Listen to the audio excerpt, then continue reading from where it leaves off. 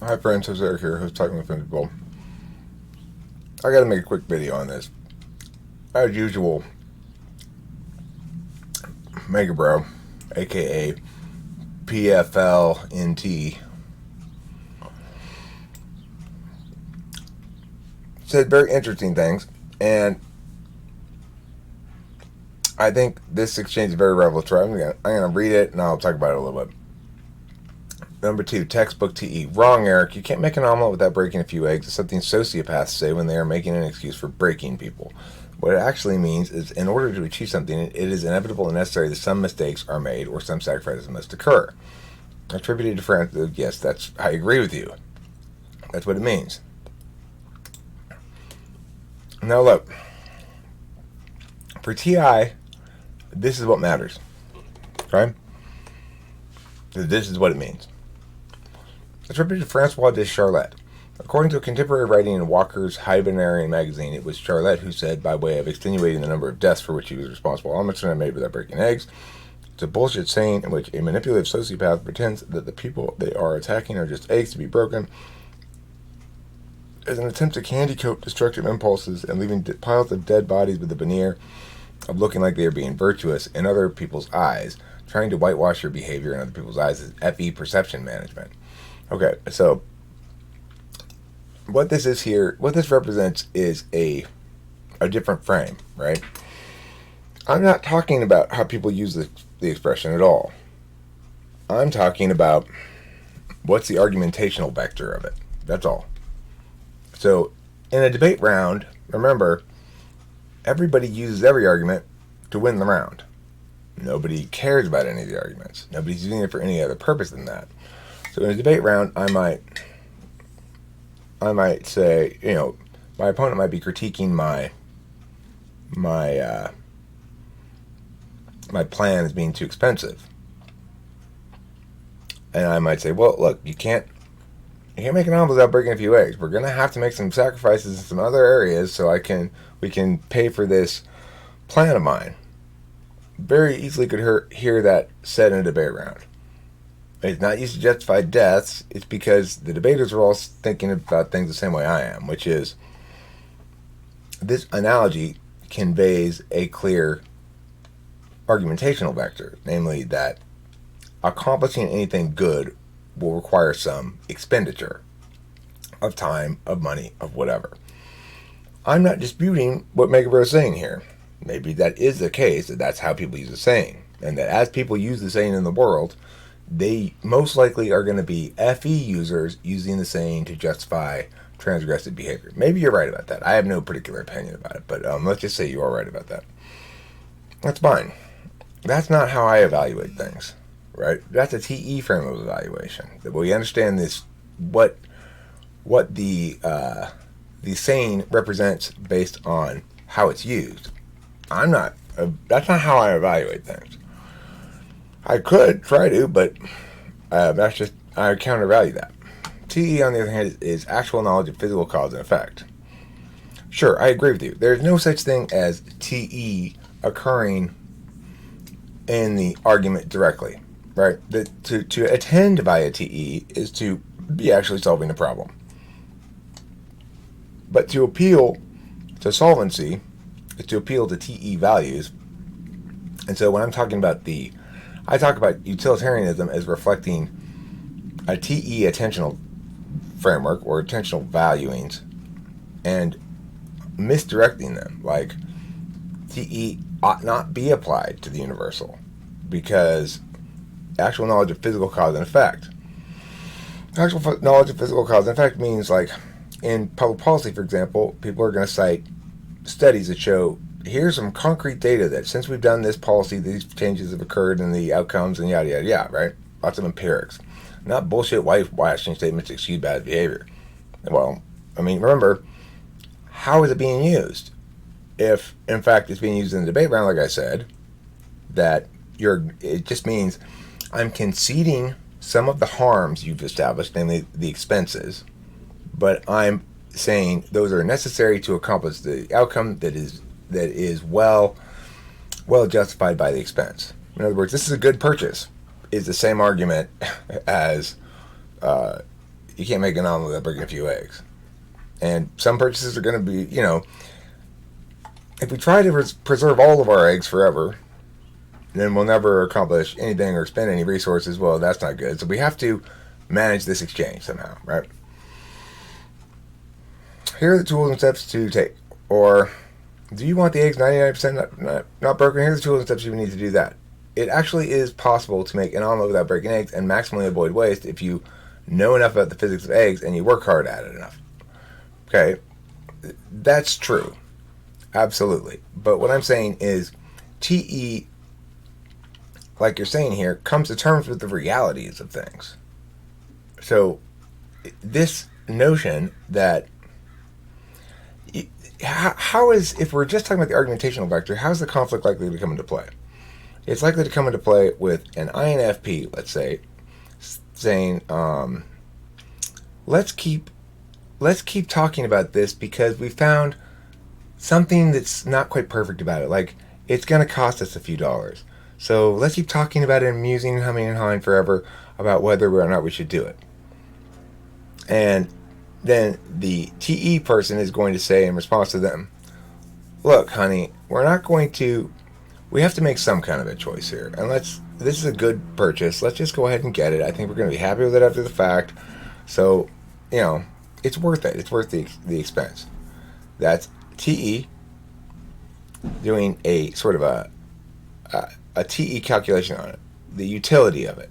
We're going to use this a lot. And here's how we're going to use it. Here's what we need it for specifically right now.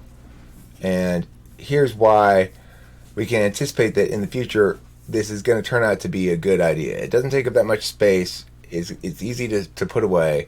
And we'll use it fairly frequently. If we were to rent one, it would be half the cost of this. Therefore, and this is a lot of TI I'm doing right here. It's not TE, okay? But what I'm saying is it's TI that justifies using TE justifications, namely like solvency and efficiency and effectiveness and actual physical cause and effect in some sense. Now, granted, I have a harder time explaining TE than Megbro does. My point, though, is how you use the aphorism, you can't make it an omelet without breaking a few eggs, is going to depend on whether it's FE, TI, TE, or whatever. If you're talking about your attention at that moment. You're right. Somebody who's attending by a TE is only going to say, you can't make an omelet without breaking a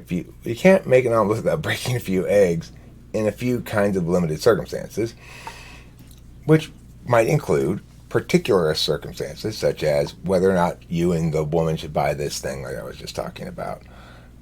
In that case, I guess it's going to be a TEFI calculus of some sort, and that's going to be used in that capacity. If, in fact, you're justifying murder, then it's an FE thing. If it's, if I'm using it like I'm using it now, then it's a TI thing, where I'm just treating it as an argumentational vector.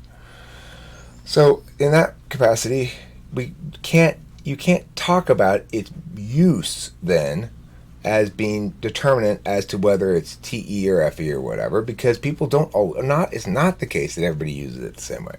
Not everybody uses that expression is using it to justify dead people. Alright, so I try to explain this here. The phrase as it is used, and the way I often hear it, okay, well, you're interpreting this quote through a TE-FI frame. Namely, Megbro is saying the phrase is as it is used, and the way I often hear it used makes me feel bad. Regardless, the warrant is the same. Resources must be expended in order to attain outcomes. I see the other stuff as irrelevant. He says, the warrant of that saying is not about use of resources. It was created as a metaphor for killing people, and the warrant is that killing people is okay if you portray people as being as expendable as eggs. It was created for the purpose of perception management, of excusing killing people, and since it's repeatedly used for the purpose of perception management of excusing people. Created for perception management, used for perception management. The perception the metaphor is pushing onto others is that you should think of real dead people as just eggs to be broken. Okay, well, so here's what I'm pointing out, though. Look, Megabro, you're not evaluating it in terms of the vectors. With my Milk Lab project, I'm attempting to render all arguments into vectors like that. The vector here is acceptable or necessary costs. The argument now is no longer the sentence. It's just variables. It's the same sentence as, we can't put in the concrete path where we want it without removing that small tree. From an argumentational sim standpoint, the only difference is that the omelet sentence appeals to the vector as a rule, whereas the path example discovers the reality organically. What you're objecting to, Megabro, is the utilitarianism implicit in the rule. I agree with you that utilitarianism is offensive. It's a misapplication of TE, which ought to be used in the path tree example precisely because it's a particular situation involving only interested parties empowered to exercise their own interest regarding the problem in front of them. The solvency frame of cost-benefit analysis, when used to warrant public policy, for example, or less broadly, an interested calculus justifying transgression against another, as what he's saying there, comprises wickedness. That doesn't make it something other than TE. All attentional manners can be exploited for evil. Now note, the attentional manner TE is not being exploited for evil when somebody says that expression. But that expression is an expression of utilitarianism. Okay? And utilitarianism is an appropriate calculus to use, or I guess you'd say a prescriptive calculus, an appropriate prescriptive calculus, an interested calculus to determine what's in your best interest, is appropriate to use on interested matters and inappropriate to use on disinterested matters. So matters involving other third parties and such. So you're right that TE, the frame of, what do I want and how do I get it, is not appropriate for public policy and doesn't justify transgression and stuff, and is offensive when the values of extroverted thinking that are implicit to extroverted thinking, the frame of reality implicit to extroverted thinking, is perverted to justify evil, then that perversion of those values to justify it, that public justification and use of rhetoric, very well may be an FE thing, but the thing it's perverting is still TE. And that's the important takeaway here, is I'm taxonomying in this sort of like aphorism thing. What I'm doing is I'm using my taxonomy, the existing well-established taxonomy that understands all of argumentation. I'm saying, what kind of argument is this? And it is, in fact, an appeal to outcomes rather than principles, for example.